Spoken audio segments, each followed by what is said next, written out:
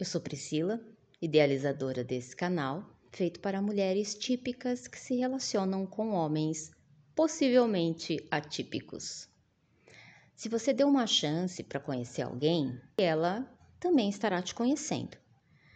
Portanto, tudo é novidade e a curiosidade, ela vai ser o tom de todo esse enlace dessa conexão.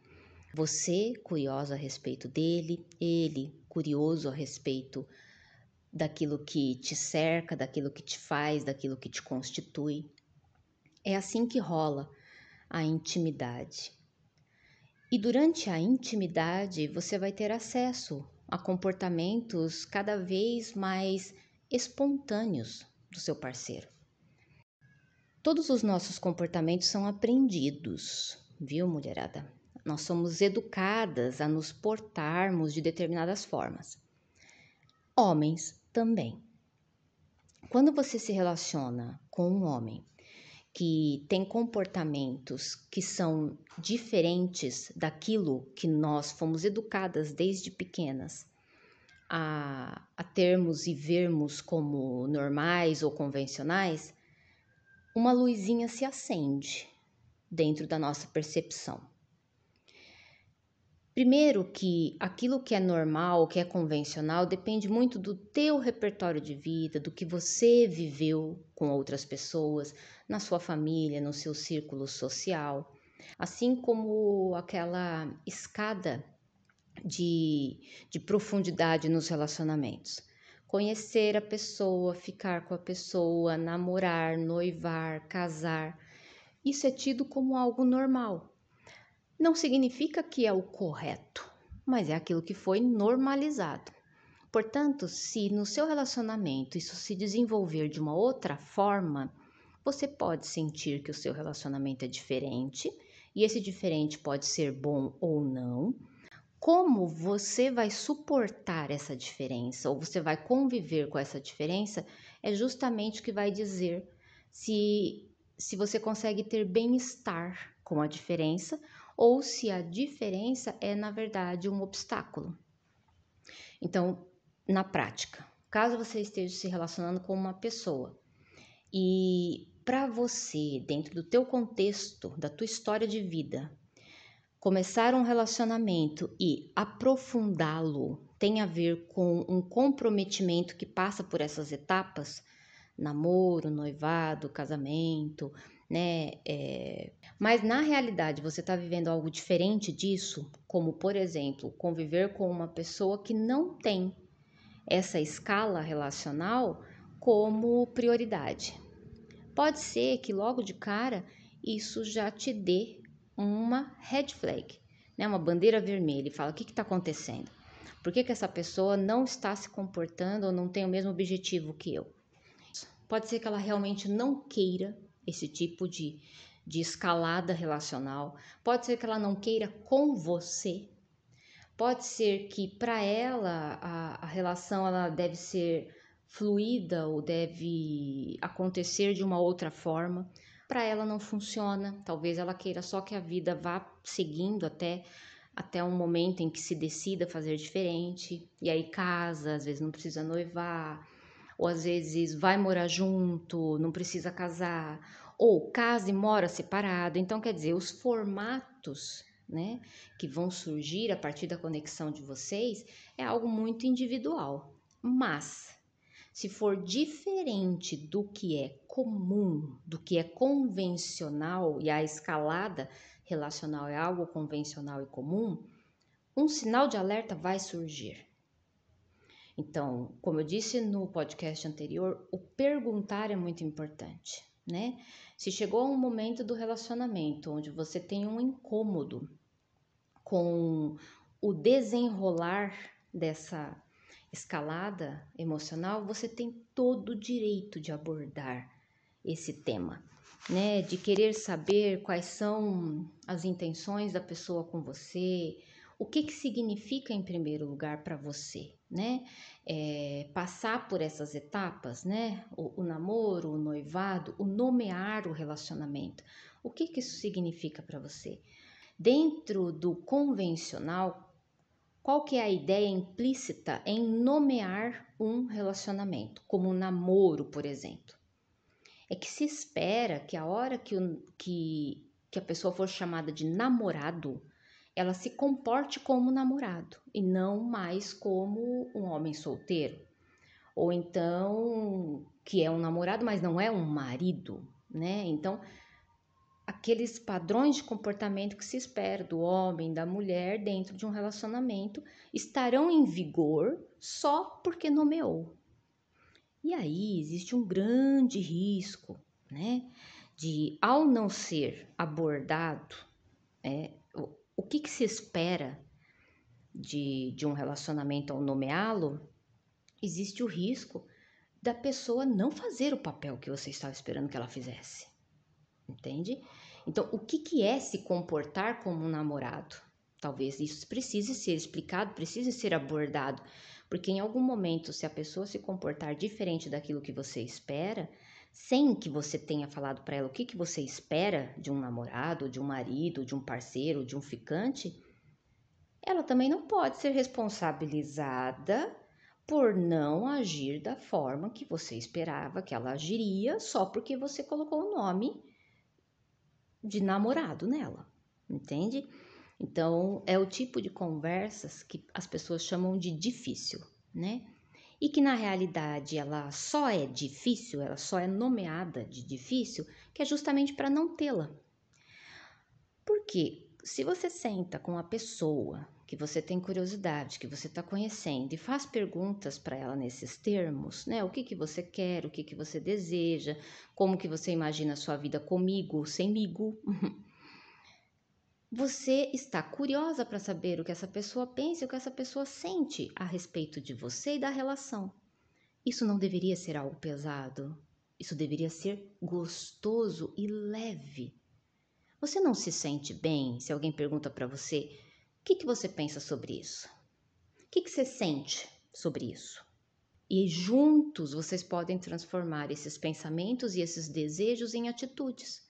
Escolher como será o desenrolar dessa relação, qual a próxima fase, qual a próxima etapa, é necessário que mude de fase, de etapa? Conversa que não deveria ser ruim. Então, o primeiro sinal de que pode ser um transtorno é quando deveria ser algo simples, ela se torna algo pesado, algo que parece uma cobrança. Por quê? Quando a gente fala de transtornos, e aí transtornos do neuroaprendizado, como TDAH e autismo, por exemplo. Digamos que você esteja se relacionando com um TDAH primeiro, né?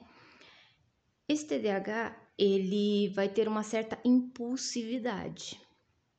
Então, é o tipo de pessoa que se relaciona com profundidade muito rápido e tem uma certa facilidade para imaginar, então ele cria, entende? Indiferente de ser possível ou não, né? Então, ela tem planos grandiosos que não coincidem com a realidade. No caso do TDAH, essa intensidade toda ela vem em forma de planos, são verbalizados, são sonhados juntos, mas existe pouca ação de concretização. O que faz com o TDAH, por exemplo, ele perca a motivação muito rápido. Aí ele deixa de ter interesse naquele tema. Nós estamos falando de pessoas que fogem de um equilíbrio, caminho do meio. Essas pessoas estarão sempre em extremos, ou muito ou pouco, ou 880, ou sim ou não. Isso são características de transtornos que impactam nas relações sociais e principalmente nas relações românticas. Causa confusão na mulher, né? Como que isso é visto e é sentido por uma mulher que espera comportamentos convencionais do seu parceiro? É visto com falta de interesse, distanciamento, confusão, o que será que aconteceu? Será que ele mudou de ideia? Então, se não há uma comunicação clara, né? Você disse isso, nós planejamos aquilo, mas não fizemos isso ou fizemos aquilo lá. Se isso não for abordado para você não querer parecer chata ou insistente ou qualquer coisa parecida, ou porque você não quer atravessar a liberdade do outro, você vai ficar confusa, muito confusa, né? É possível ter o TDAH e mesmo assim seguir com um relacionamento saudável, equilibrado? Depende muito de como que é a sua personalidade, as suas características, de como que você se comporta, né? Se você entra na onda do TDAH e você também planeja junto, sonha junto, tem criatividade, coloca ali um monte de energia e depois para você, depois que passa, depois que baixa a pilha, você dá risada, você fala, não, vamos primeiro comprar um carrinho de feira, vamos primeiro consertar o Fusca, aí talvez você se dê bem, entende? Agora, depende muito do que é prioridade para você. Eu falei isso no podcast anterior. O que é prioridade para você? E mantenha isso em mente. Porque senão, você conviver com neurodivergentes, existe a possibilidade muito grande de eles ditarem o ritmo do relacionamento. Porque se tem uma das coisas que o neurodivergente tem muito marcado em si, né? É o ritmo mental, né? E o ritmo mental dita, inclusive, como ele vive as suas relações. Então, no caso do TDAH, são relações com esse ritmo acelerado. E no caso de autistas? No caso de autistas, você tem um ritmo muito marcado mesmo como música, entende? Repetitivo e contínuo. Para quem precisa de estabilidade, você vai ter comportamentos iguais, sempre, com pouquíssimas alterações. Portanto, digamos que você queira fazer planos futuros com a pessoa autista. Essa pessoa, devido à rigidez cognitiva, ela pode ter problemas para mudar de ideia, mesmo que seja para melhor.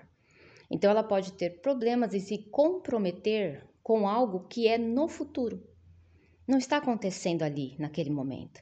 E isso não significa que não queira, não significa que não se importe ou que não deseje, mas que, para que haja uma manifestação, algo concreto, para que ele trabalhe por aquilo, para que ele lute por aquilo, ele precisa de mais dados de que vai acontecer. Enquanto que o que está acontecendo para ele é confortável, porque o confortável para uma pessoa autista é aquilo que é previsível, é aquilo que ele já conhece, dificilmente ele vai ser aquele que tem a iniciativa de fazer grandes mudanças.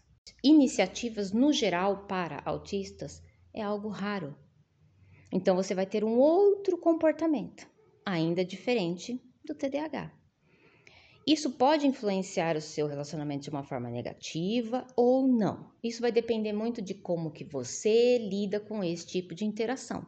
Mas, mais uma vez, a comunicação sobre aquilo que te incomoda, sobre aquilo que é prioridade, sobre aquilo que é importante para você, é muito importante.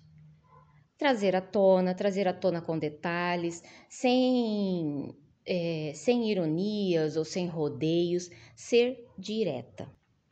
Então, afiar a comunicação, primeiro com você, sobre aquilo que é prioridade para você, que é importante para você, e depois deixar isso transparente para o outro, em uma linguagem que funcione para ele. Isso você vai ter que testar na prática, mas eu posso aprimorar isso um pouco mais para frente.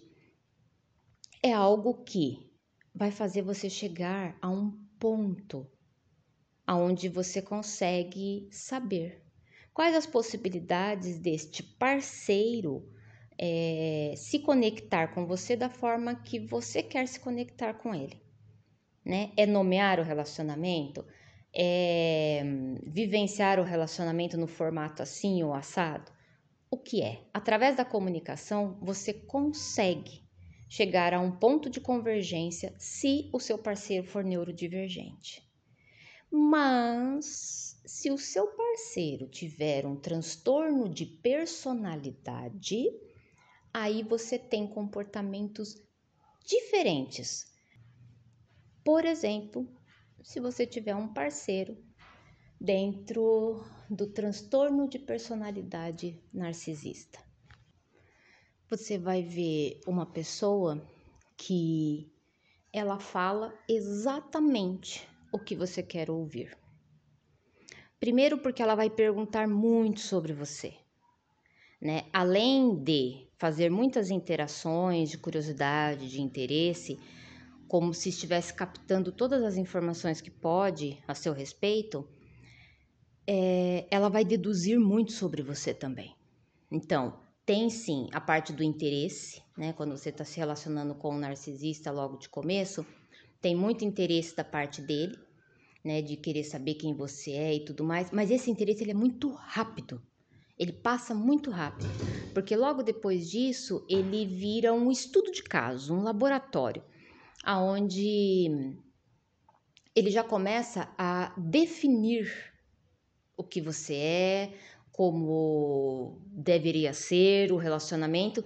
Então, eu sou assim, eu faço assim, eu quero isso, eu quero aquilo, muito voltado ao eu. E você vai ver mais uma vez, né? Que é algo muito visto em transtornos de personalidade e neurodivergências, né? Mas assim, os comportamentos resultam, né, em diferenças que você vai notar. Então, no narcisista, por exemplo, você vê que ele chega com muito interesse em você, ele capta todas as informações de uma forma muito rápida e a partir daí é ele que começa a ditar o ritmo. É ele que começa a ditar aquilo que você precisa, aquilo que você deve, e você percebe que a sua vida já não tem tanto espaço para negociação. É sufocante, mas ao mesmo tempo, você, dependendo do seu repertório de vida, das coisas que você experienciou, dos relacionamentos ao seu redor, que fizeram parte da sua referência, né? O que era relacionamento para você, tudo que você viu e tal, você pode confundir até mesmo com cuidado, né? Quando que você vai ter certeza, e isso só na convivência, né, que você vai ter certeza que esse cuidado, ele está ultrapassando os limites. Quando aquilo que parecia cuidado em um determinado momento, né, então o narcisista diz assim, eu sei o que é melhor para você, é esse jeito, né, é assim. Ele começa a dizer que é só assim, só ele sabe, só ele faz. Só ele está certo. Então, para que o certo dele venha à tona, o seu tem que estar errado, o seu tem que ser negativo, o seu tem que ser menor, o seu tem que ser ruim. Então, esses comparativos, você vê que tem uma escalada também de comportamento. Olha como é diferente. Ao se relacionar com um narcisista, você vai estar diante de uma pessoa que muda muito rápido, porque ele precisa estabelecer o controle dele nessa relação, que é outro diferencial para neurodivergente, né? Esse transtorno de personalidade narcisista, ele tem o desejo de controle. Neurodivergentes não têm o desejo de controle, não tem. Mas vamos lá. Então, o narcisista, ele chega muito rápido, ele capta todas as informações de uma forma muito rápida, logo depois ele devolve essas informações como se as informações que ele recolheu de você fossem dele, é ele que está ditando. Você gosta deste chocolate, tá? E aí, em algum momento, você já não tem mais escolha de gostar ou não daquele chocolate, ou mesmo gostando, você não querer naquele dia, porque ele impõe. A partir do momento que ele captou aquela informação de você, ele devolve para você já impondo. Isso faz parte do controle, da manipulação. A sensação que você começa a ter é que você não vive mais sem ele ditar o que é certo e o que é errado na sua vida. Mas se você fizer uma análise, principalmente dentro de uma terapia, você vai descobrir que esta pessoa não faz nada por você, absolutamente nada. A única coisa que ela faz é tirar de você aquilo que você sabe sobre você e devolver para você em forma de ordem, em forma de autoridade, certo? Tá, então tem esse diferencial é neurodivergentes transitam entre extremos, ou 8 ou 80, ou sim ou não, ou muito ou pouco. Uma pessoa com transtorno de personalidade narcisista, ele estará sempre em linha ascendente. Ele sempre estará em uma escalada de comportamento. Comportamento em questão de meses, assim. Sabe, em questão de meses. Depende muito do quanto que você entrega. Se você entregar muito de si, ou seja, e ele te convence muito rapidamente de que ele é uma pessoa confiável, se você entregar muito de si, se você se desarmar, se você confiar muito rapidamente ele muda a tática. Se você demorar um pouco mais, ele vai trabalhar um pouco mais na conquista da sua confiança. É algo que ele tem. Não porque ele é consciente e tem a intenção total de fazer isso. Eu preciso das informações que ela me dá para poder controlá-la. Não, ele tem essa capacidade, é uma habilidade que ele tem, que a personalidade dele desenvolveu e ele vai usar. Ele não tem como não usar. Ele vai usar, porque é uma habilidade dele, entende? Então você sempre terá a sensação de que você não conhece aquela pessoa por inteiro, porque o pensamento é assim, mas ele era assim no começo. Aí daqui a pouco, mas ele era assim nos 2 primeiros meses, mas aí ele mudou, porque daí a partir do 4º mês, a partir do primeiro ano, então você vai conviver com uma pessoa que tem várias personalidades, até que ele se estabilize em uma. Qual que é? Aquele que ele tem controle total. Você não tem controle mais. Quem manda no relacionamento é o humor dele, não é ele, é o humor. Então, se ele está feliz, ele vai te fazer feliz, você estará feliz. Se ele estiver triste, você estará triste. Se ele estiver com raiva, você estará com raiva, porque ele vai fazer você ficar. Entende? Ele vai fazer você ficar. Outra coisa é que ele não se responsabiliza por nenhum tipo de mudança positiva que você queira dar ao relacionamento, né? Essas conversas que eu indiquei você fazer com o neurodivergente, caso você esteja se relacionando com ele, não acontecerão de uma forma saudável com um relacionamento narcisista. Não acontecerá. Porque aquela escuta que ele tinha com você no começo, que é quando ele estava colhendo suas informações, ele já não tem mais. Ele não tem interesse em saber o que você pensa do relacionamento. Nossa, Priscila, mas como é duro isso? Não é duro, é a realidade. Se você já se relacionou com uma pessoa narcisista ou se relaciona, você vai saber do que eu tô falando. Não tem interesse em te ouvir, porque ele já sabe todas as respostas, ele já sabe o que você precisa, ele já sabe para onde caminha o relacionamento. Não tem por que ele discutir. É bem possível que ele ache que você está fazendo drama, que você é ingrata e está pedindo demais. Não que ele deva mudar em algo, tá? Então, comunicação com o narcisista sobre aquilo que é importante para você, sobre as suas necessidades, sobre as suas prioridades, não vai acontecer.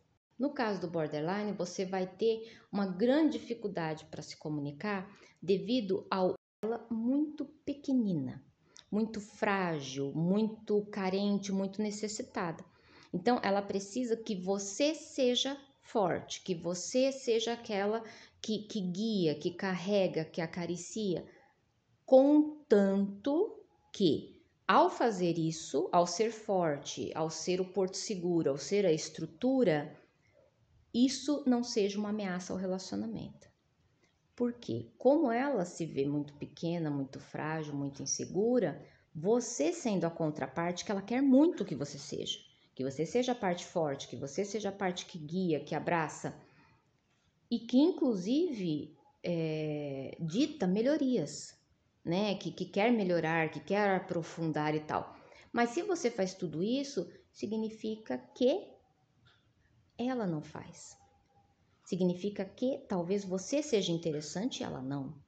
E isso é uma ameaça para a pessoa borderline. Então, assim, você ser bom é uma ameaça para ela. Você ser ruim é uma ameaça para ela. Você ser você é uma ameaça para ela. Existem conversas profundas, existem planos, existem acordos, mas existem explosões emocionais, porque as emoções do border estarão sempre intensas. Então, qualquer tipo de sugestão, qualquer tipo de interferência, qualquer tipo de intervenção é tida como uma ameaça.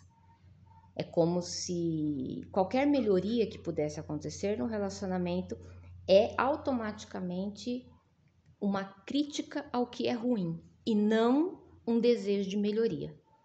Então, é outro desafio também, né? Mas o importante aqui é ficar bem frisado que, no caso de pessoas neurodivergentes, eu só citei os dois, TDAH e autismo, você terá então muito caracterizado os extremos, 880, né? Como eu falei, não um equilíbrio, entende? E esse equilíbrio, como é que você identifica equilíbrio, né? Existem vários temas dentro de um relacionamento, vários temas. Para cada tema existe um tratamento diferente, porque são temas diferentes, se comportam diferentes e a gente também se comporta diferente dependendo do tema, né? Até para educar um filho não se educa dois filhos igualzinho. Cada filho tem a sua necessidade, tem a sua habilidade, tem o seu potencial. É necessário que respeite a individualidade de cada um. No caso das pessoas com neurodivergência, terá a mesma postura, ou muito ou pouco, para todos os temas. E isso pode ser muito complicado na comunicação, muito. Ou muito over ou muito down, é muito marcado, entende? Bem marcado mesmo. Então você, com neurodivergentes, você vai perceber que não tem um ponto de equilíbrio. Desse assunto a gente fala de um jeito, desse a gente fala de outro, com esse a gente trata assim, com o outro a gente trata assado. Não, é tudo igual. Parece que tudo tem a mesma prioridade, né? E isso torna a vida, né, um pouco mais pesada. É possível encontrar um ponto de equilíbrio? É.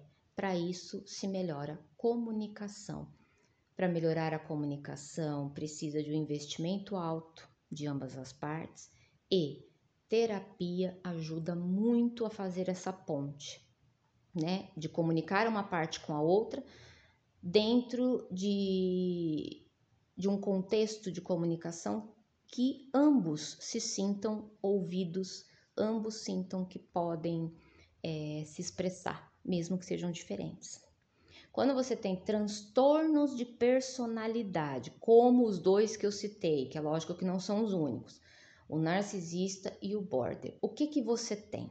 Você tem um apagamento de você, em ambos os casos. Você vai sentir que tem uma distorção de quem você é, né? Enquanto que para o narcisista você começa como o tudo da relação e vai para nada, né? Com um borderline, você é tudo o tempo inteiro. É culpado o tempo inteiro, é responsável o tempo inteiro, é o amor da vida dele o tempo inteiro também, mas é tudo muito, é muita responsabilidade, é muito. Enquanto que com o narcisista você não é nada. Então são coisas bem marcadas. Você não teria esse mesmo comportamento em pessoas neurodivergentes, porque as intenções são diferentes, os funcionamentos são diferentes, mas você pode encontrar mais de uma neurodivergência em uma pessoa. Esta pessoa pode ter inclusive um transtorno de personalidade associado à sua neurodivergência. Vamos tentar desmistificar isso também um pouquinho, se é que a gente vai conseguir no próximo podcast.